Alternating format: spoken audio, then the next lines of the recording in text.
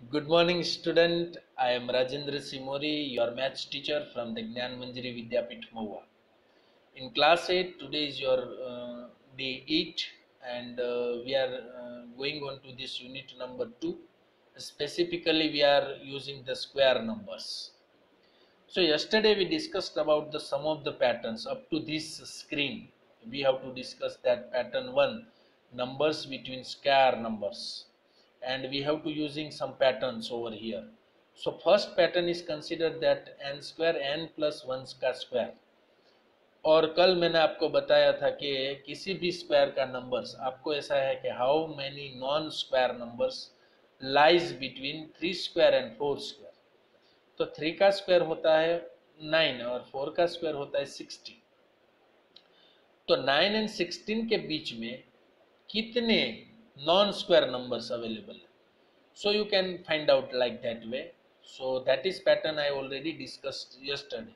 So 9 के बाद 10, 11, 12, 13, 14, 15, मतलब we have using 2n is equal to 2, and n is equal to, we have to static here the 3.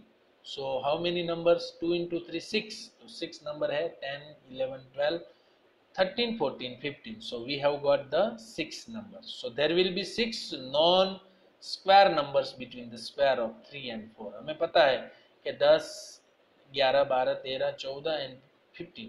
That is all are the non square number between the 3 and 4. So let us move further. कल मैंने एक चीज आपको बताई थी और ये चीज आपको होमवर्क में बोलने को बोला था। मतलब 9 square and 10 square, 11 square and 12 square, 1000 square and 1001 का square, how many non square number lies between the following pairs of the number. तो इसमें आपको होमवर्क में किसी किसी को दिक्कत आ रही थी, तो कोई मुझे होमवर्क में बोला था, तो यहाँ पे आप ध्यान से देखिएगा कैसे करना है। पहले हम कंसिडर कर रहे हैं 9 स्क्वायर एंड 10 स्क्वायर को। अब क्या करना पड़ेगा इसमें? Two, we know that there are two n, मतलब 2 into n non perfect square numbers between the square of the numbers n and n plus 1। अब पहले आपको कंसिडर कर ले है n और n plus 1, मतलब n का स्क्वायर क्या है? 9 स्क्वायर। n plus 1 क्या है? 9 plus 1 यानी 10 का स्क्वायर। 9 स्क्वायर एंड 10 स्क्वायर के बीच में आपको 2n is equal to 2 into 9, मतलब हमें क्या करना है? n इज इक्वल टू यहाँ पे क्या है? 2। n इज इक्वल टू हम यहाँ पे क्या कंसिडर कर रहे हैं? 9, क्योंकि आपने ऊपर देखा है ना, n स्क्वायर और n प्लस 1 में n है, वो कितना है हमारा? 9 है। तो 2n is equal to 2 into 9 होगा तो 18। 18 मतलब 9 स्क्वायर और 10 स्क्वायर के बीच में कितने नंबर्स होंगे? 18 नंबर्स। अब हम उसको कंसीडर कर लेते हैं। वैसे 11 और 12 स्क्वायर को हम कंसीडर करें तो 11 यानी n हमारा 11 हो गया, और n प्लस 1 हमारा 12 का स्क्वायर हो गया। 11 स्क्वायर या 12 स्क्वायर का बीच में जो हमें नंबर फाइंड करने वो कितने होंगे? 2n is equal to 2 into 11, so 12 यानी 22। तो पहला जो पोर्शन था यहाँ पे जिसका आंसर आ रहा है 18, मतलब 9 स्क्वायर एंड 10 स्क्वायर के बीच में कितने नॉन परफेक्ट स्क्वायर नंबर होंगे? 18।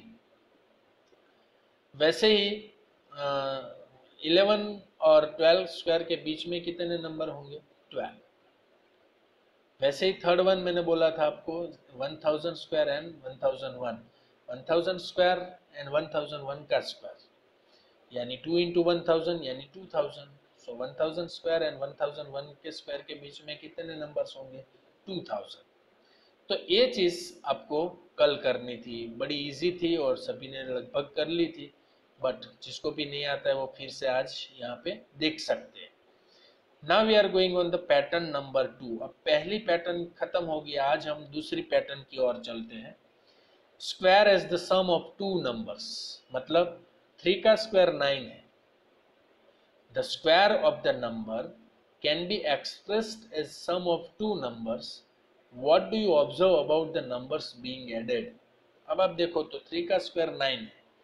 9 is equal to 4 plus 5। 4 plus 5 को हम ऐड कर दे तो क्या होता है? 9 ही होगा ना। 5 का स्क्वायर 25, 25 में 12 प्लस 13 आप ऐड कर। वैसे 7 square 49, and we got 24 plus 25, तो ये जो एडेड कर रहे हैं उसका मतलब क्या होता है? We conclude that the square of any odd numbers can be written as the sum of two consecutive positive integer.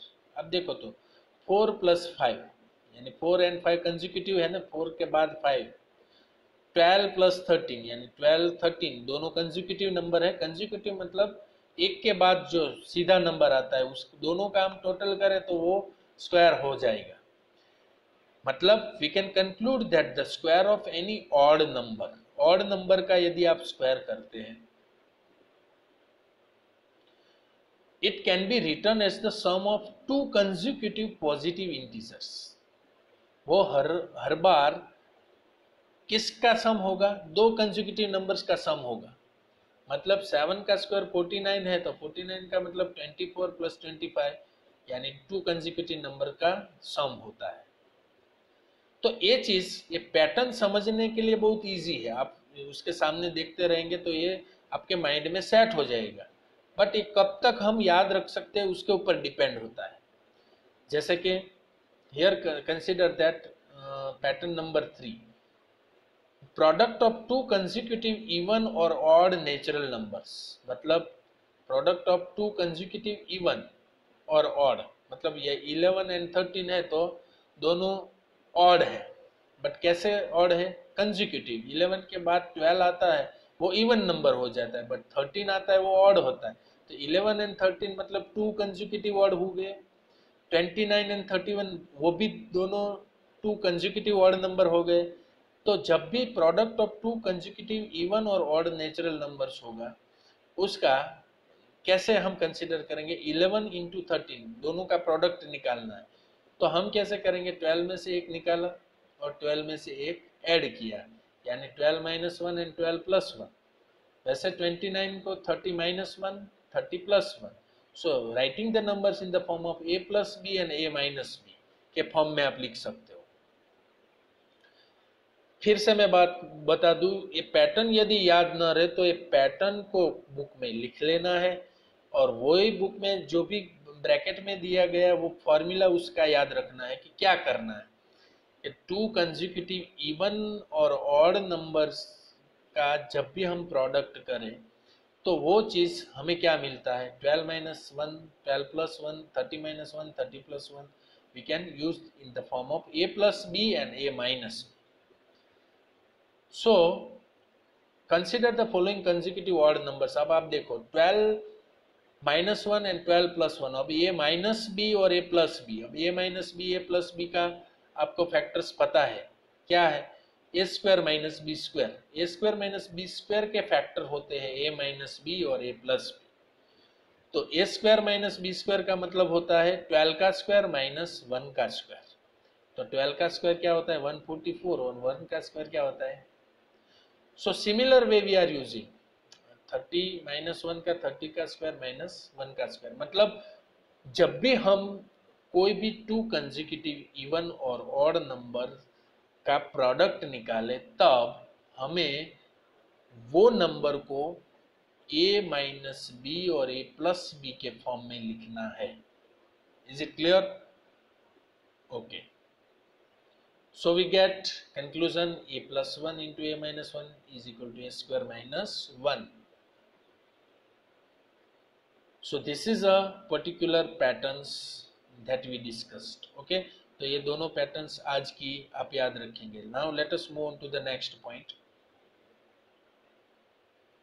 So let us move on to the some of the points of the properties of the square numbers.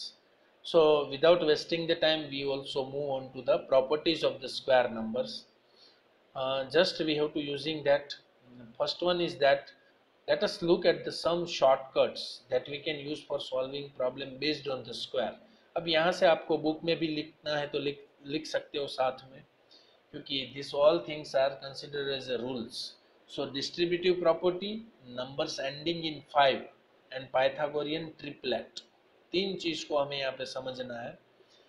Distributive property, that is a properties of the square number. Second one, number ending in 5, जब कोई भी numbers के and में 5 हो तो क्या करना है। And third one is Pythagorean triplet, जो आज यहाँ पे सीखना है। मतलब we have to go for this particular based on this square. तो हमें प्रॉब्लम है वो इस तीन कंडीशंस के ऊपर हमें सॉल्व करने हैं। So let us move on it. First of all the square of 43 is 43 multiplied by it self. मतलब हमें ऐसा करना है कि 43 का स्क्वायर निकालना है, तो हम क्या करेंगे, 43 को 2 बार मल्टीप्लाई करेंगे, 43 into 43। We can use the distributive property to find the square of a number without doing the actual multiplication. आपको कभी ऐसा भी बोला जाएगा कि डिस्ट्रीब्यूटिव प्रॉपर्टी का यूज करके without multiplications of this you can find out the square of this. How can we solve it? Just we take it out. So we know that 43 is equal to, हम क्या लिख सकते हैं, 40 plus 3। Therefore 43 का square क्या हो जाता है, 40 प्लस 3 का स्क्वायर, ऐसे हम लिख सकते हैं ना। याद रखो, जब भी हम डिस्ट्रीब्यूटिव प्रॉपर्टी से सॉल्व करेंगे और हमें ऐसा बताया गया होगा कि मल्टीप्लिकेशन का यूज नहीं करना है या डायरेक्ट मल्टीप्लिकेशन नहीं करना है, आपको सिर्फ 43 का स्क्वायर निकालना। सो 43 को किस फॉर्म में हम लिख सकते हैं, 40 plus 3। Similar way 40 plus 3, 40 plus 3 मतलब स्क्वायर है तो 2 हो गए हमारा 40 प्लस 3, और दूसरे ब्रैकेट में भी 40 प्लस 3 हम लिख सकते हैं। अब 40 को हम कॉमन निकाल लेते हैं। मतलब हमारा यहाँ पे जो प्रोसीजर है वो ऐसा है, x प्लस ए एक्स प्लस बी। मतलब ऐसा होता है ना कि 40 को हमने कॉमन निकाला तो 40 प्लस 3 हुआ, 3 को कॉमन निकाला तो 40 प्लस 3 हुआ। मतलब ऐसा हुआ कि हमने क्या चीज़ को कंसिडर किया, 40 प्लस 3। तो 40 का स्क्वायर क्या होता है, 40 स्क्वायर। हम ऐसा भी कर सकते हैं और ऐसे भी कर सकते हैं। फॉर एग्जांपल हम ऐसा यूज़ करते हैं यहाँ पे कि सपोज हमारे पास ये दोनों नंबर्स है, तो हम क्या करेंगे, ये 40 को पहले उठाएंगे, इस 40 के साथ मल्टीप्लाई करेंगे, 40 को 40 से मल्टीप्लाई करेंगे, तो 40 को 40 से मल्टीप्लाई करेंगे यानी 40 का स्क्वायर हो गया ये स्टेप। फिर ये 40 को फिर से ये 3 के साथ मल्टीप्लाई करेंगे, यानी प्लस बीच में जो साइन है वो एज इट इज रखेंगे, प्लस 40 इंटू 3। ओके, अब क्या करेंगे, सिमिलर वे से 3 को फिर से 40 के साथ करेंगे और 3 को इस 3 के साथ करेंगे।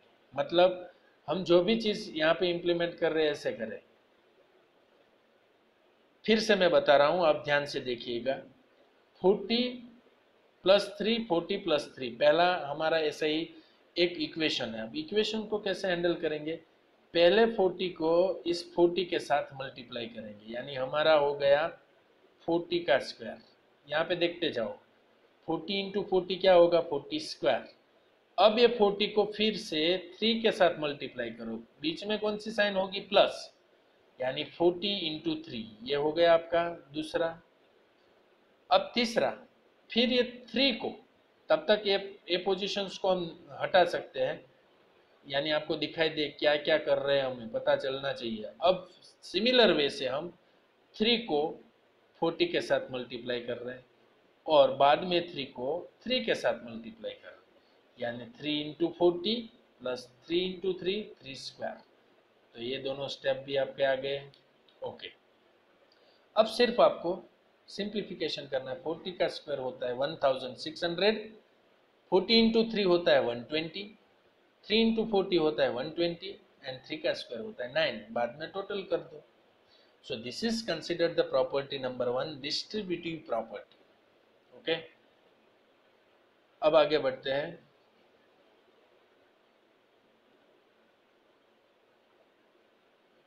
सो 16 then 1849, the square of 43 is कितना हुआ अभी, 1849। Now second one property, the square of a number ending in 5। अब square of a number ending in 5 के नंबर से एंड होता है, तब क्या करेंगे। अब देखो 135 है, उसमें एंड विद द कितने नंबर से, 5। तो उसमें क्या करना है, पहला स्टेप क्या करना है, पहले 5 का स्क्वायर निकाल लो। स्क्वायर ऑफ 5, लास्ट जो डिजिट है उसका स्क्वायर निकाल दो, वो क्या हो जाएगा, 25 हो जाएगा। 135 में लास्ट डिजिट 5 होगी, तब आपको ये प्रॉपर्टी में कैसे हैंडल करना है, शॉर्टकट से 135 में 5 का पहले स्क्वायर निकाल दो तो वो हो जाता है 25। फिर आपको दूसरे स्टेप में क्या करना है, नंबर इंटू नंबर प्लस 1, मतलब बाकी के जो नंबर बचे, 5 का तो आपने स्क्वायर निकाल दिया, 13 बचा। 13 में क्या करेंगे, पहले 13 को 13 प्लस 1 से मल्टीप्लाई करेंगे, मतलब नंबर लिखेंगे 13, दूसरे ब्रैकेट में अब लिखेंगे 13 प्लस 1, यानी क्या हो जाएगा 40। 13 इंटू 14 का मल्टीप्लीकेशन करेंगे तो 182 आएगा। समझ में आ गया?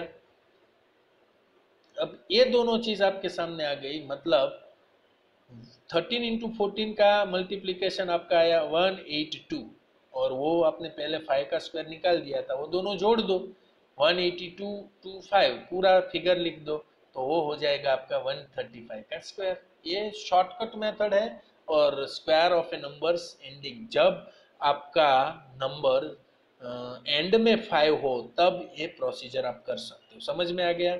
फिर से मैं बोल रहा हूँ, 135 में पहले 5 का स्क्वायर निकाल दो, वो 25 हो जाएगा।